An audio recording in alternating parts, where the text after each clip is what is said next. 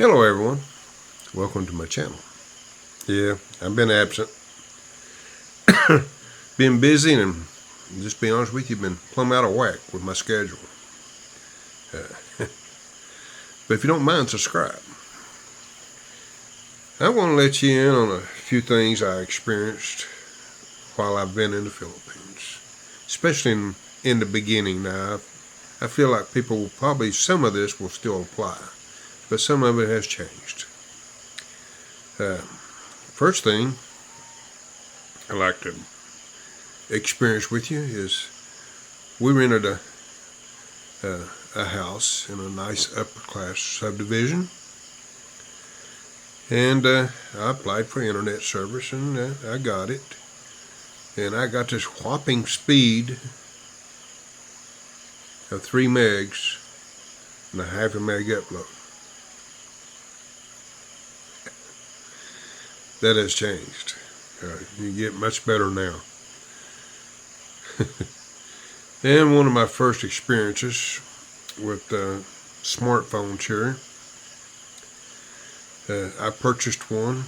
It was cheap. It was at I think at the public market, if I remember correctly, and it actually would hold 3 SIMs.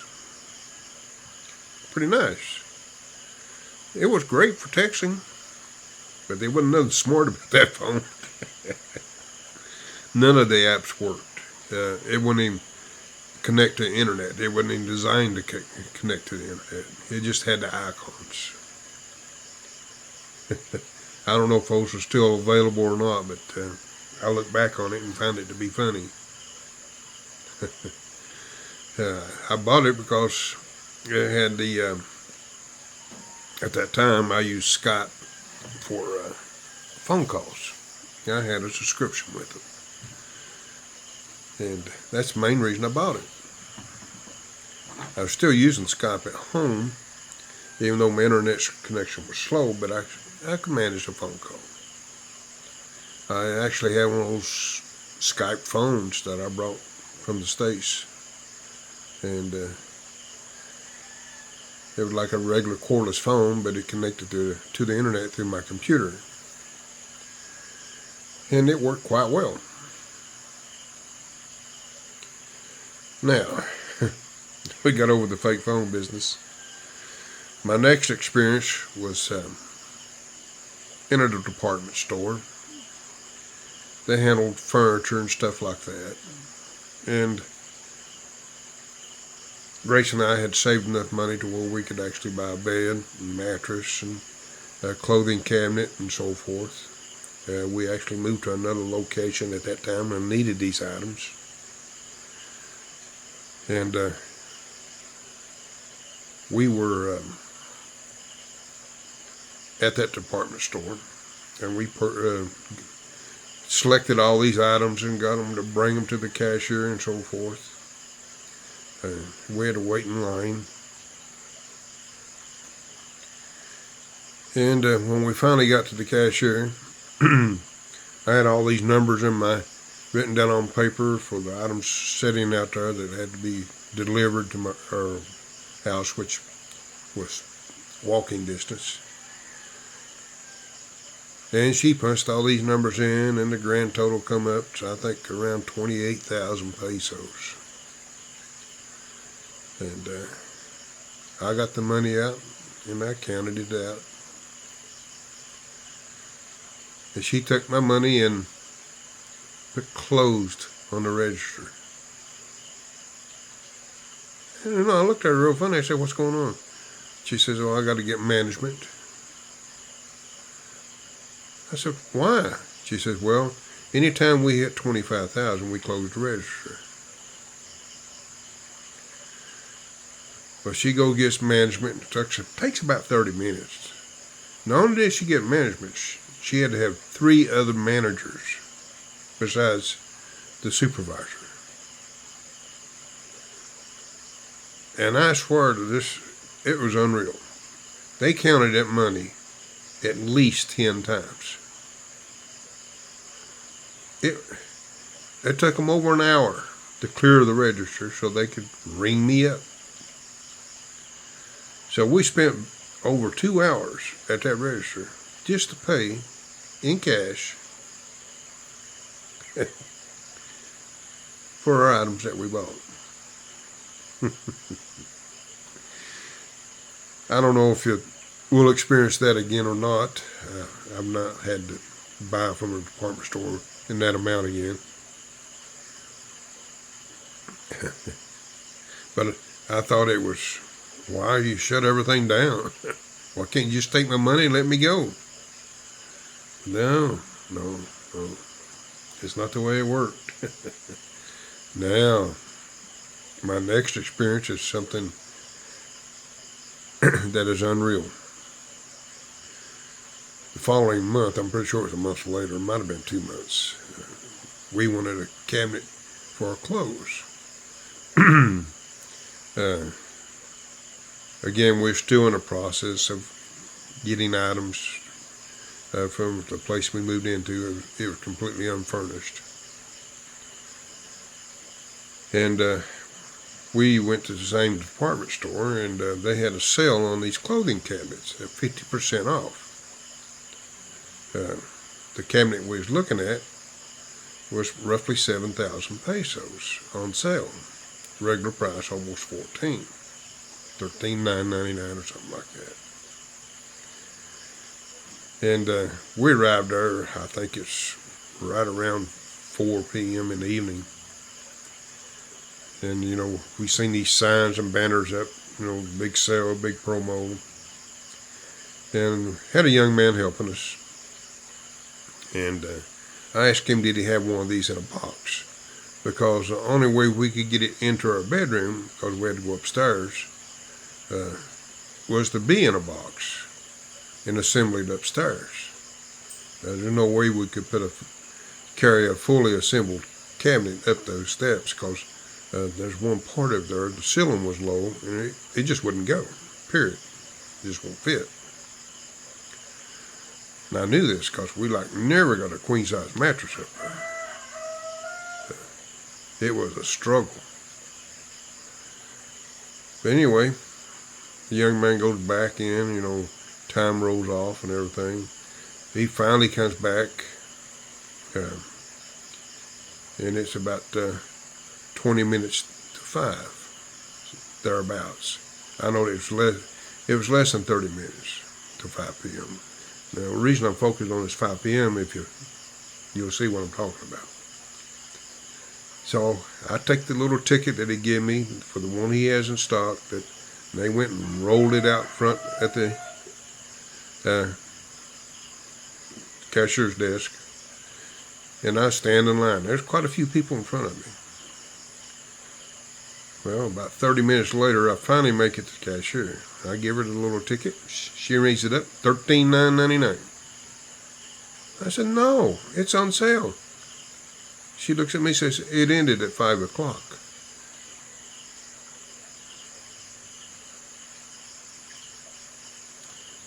I said, you know, I was here before 5. I had to wait in line. She said, sir, I'm sorry, but it's policy. I can't sell it to you at the sale price. I said, okay, I don't have to buy it, because it's not what I anticipated paying. So we left it. We did finally buy one at another location. It did cost us a little more, but it didn't cost us the $14,000. I made a few notes if you wonder why I'm looking down.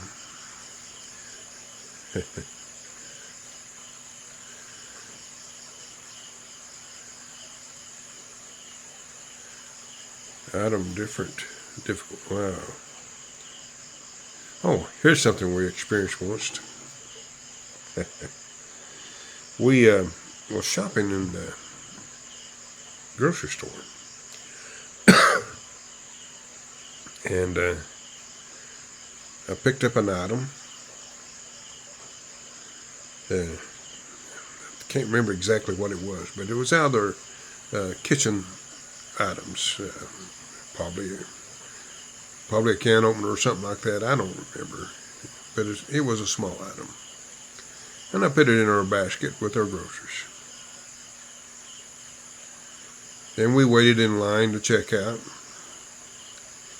And when the cashier picked up that item, she hands it back to me and says, "I can't check you out here. You have to go to the department store." You mean out of all these registers, you don't have one register that will accept this item? She said, "No, sir." So I had to leave the grocery store, which is under the same name as the department store, but they don't interlink. And finding a cashier that would take it in that department was even difficult. I ended up having to go to the service counter to pay for that item. It wasn't much, less than 200 pesos, I'm sure, but it was an experience. Yeah. And then we run across another thing in the grocery. They had a big special on washing powders, laundry soap, and had the price. So I picked up one of those boxes of laundry soap, or package. And when we got ready to check out, the girl scanned it, and nothing come up. She punched in the numbers, nothing come up. She said, "Sir, I can't sell you this." I said, "Why?" "It's not in our system." I said, "You mean it's on display with the price and it can't be sold?" "No, sir." I said, "How about another register?" So they went, scanned it in another register. No. They even went into the department section. No. "Sorry, sir, we can't sell this." Oh, those were the days.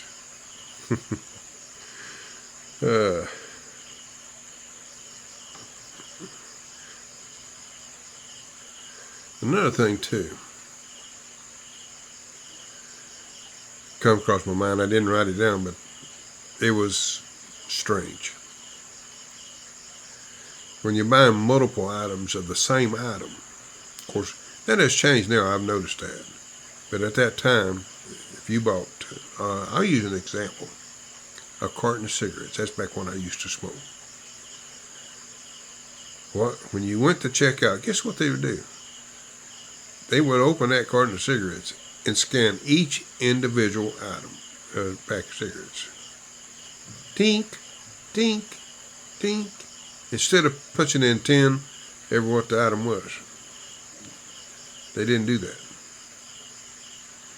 And you think that's not too bad, but you get behind somebody that has a Sarah, and they buy 100 of the same snack, and you sitting there and you're watching the cashier, instead of counting them all off and just punching in how many they have, scan each individual item.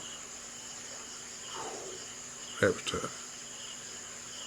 Like I said, I've not seen that now, but when I first came here, that was quite common. Oh, Lord. Some of the things I've experienced. Oh, yeah. Once you purchase an item, once you pay for it there at the cash register, especially if it's an item like a flashlight or a light bulb, or anything like that, it's tested and it works, and there's no return. Now that has changed to some degree. It's still a little difficult to return an item, but it has changed to some degree. But at that time, once you pay for it, it's yours, no matter what. You get it home and it's broken or whatever, it's yours. That's another thing too that brings to my attention. It wasn't surprising to see a broken item on the shelf, hoping someone would pick it up and check it out. I've seen that. Of course, I've not seen it lately, but at that time, it wasn't uncommon. And you think that it's rare. I've not seen it. This past Christmas is a prime example. when Christmas is over with, you think they'd blow out all those leftover items that didn't sell, like Christmas tree and lights and so forth. But no, they will warehouse those to the next year.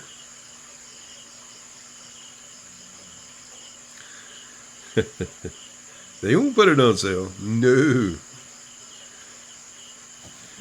You know, I always thought space was money. Keeping items from one year to the next, to me, is a losing proposition due to the fact that space required to store it. But that's just my opinion. Oh yeah, here's some of the things you run across even today. Clothing size. It ain't nothing close to the label. Believe me. You can go into a clothing store and you see a extra large. It's lucky if it's a medium. Most of it is small. The shirts I get, this actually came from the U.S., but from a friend of mine that came and visit. But Grace has finally found a place she can actually get clothes to fit me. But I struggled for the longest time getting items to fit, especially shirts and shorts, because the size didn't match the label, period. I picked up a pair of shorts, this has been a few years back. The label said size 40. I could tell they were nowhere close to that. I just happened to have a tape measure in my pocket. So I measured them, 31 inches. You know, at that time I wore, I think it was 38. So I couldn't even get them past my knees. But that's something else. And shoes, I'm one of those people with big feet. I don't have supersized feet, but I got large feet. I wear 11. Now, I can find the flip-flops from time to time. Grace finds them. It's difficult. But she does find them. When she does, she buys them because she knows that they won't last long. So I've got several pair here because she knows if I run out, the odds of me getting a pair might be limited. I bought a pair of shoes online, and I swear I ordered 11, and they lucky if they was a 5. I mean, I barely could get my toes inside of them. They look like kids' shoes. Of course, I was fortunate since they was ordered online through Lazada, I could send them back. They wasn't that expensive, but the ideal, I needed a pair of shoes at the time. But that's some things you'll run across even today is finding clothes to fit, especially if you're not into the larger cities. They're just not available. Quality of items. That's something you'll run across here on a regular basis. Very poor quality. It's just unreal of things that you can buy that just, it ain't worth buying, but sometimes you have no choice. Something simple as a can opener. I still not have found a decent can opener that give me more than a couple months use. Thankfully, a lot of items now are getting the zip top on them because the decent can opener it's just not out there, not here. I have ordered online. I bought the local department stores and so forth. Nothing. That's just the way it is. Quality.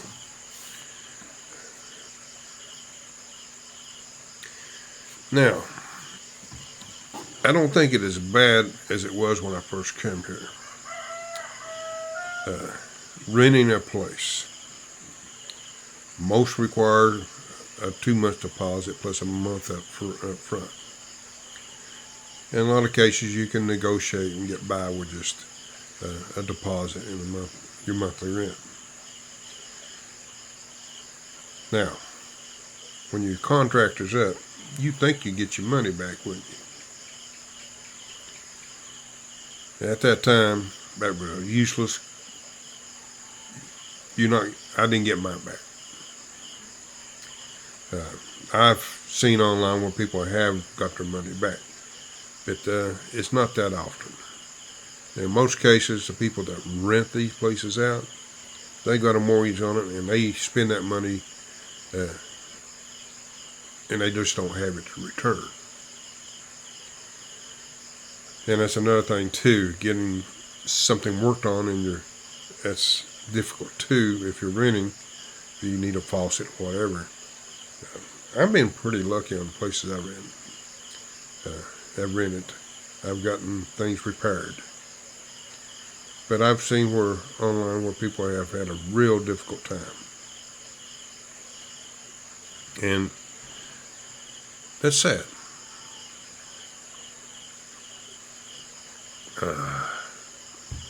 And last but not least, I find this a little bit on the funny side.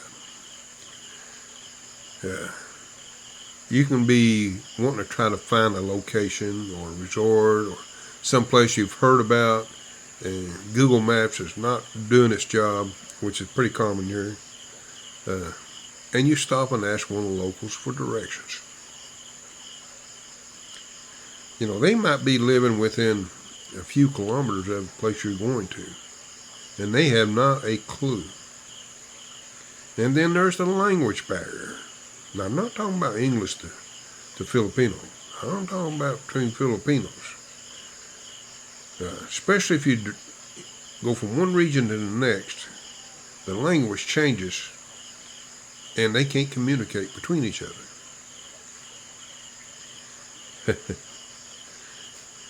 You know, Grace and I have run across that several times, trying to get directions. And most time it just don't work out. But I'm starting the year off with you fine folks out there with some of my experiences, things I smile about and think about, you know, I have overcome. And the reason I do that, I'll be honest with you, I see where some expats get angry about these little issues. They get really upset. And it's just the way it is here in the Philippines, you know. It's just, with the so many different languages, communication is a big issue. And a lot of times they just don't understand, especially if you're slang like me, and I try to ask something, they have no clue. Give an example. I don't drink beer that often, but I do drink it. Grace and I were at a restaurant, and I ordered a Pilsen.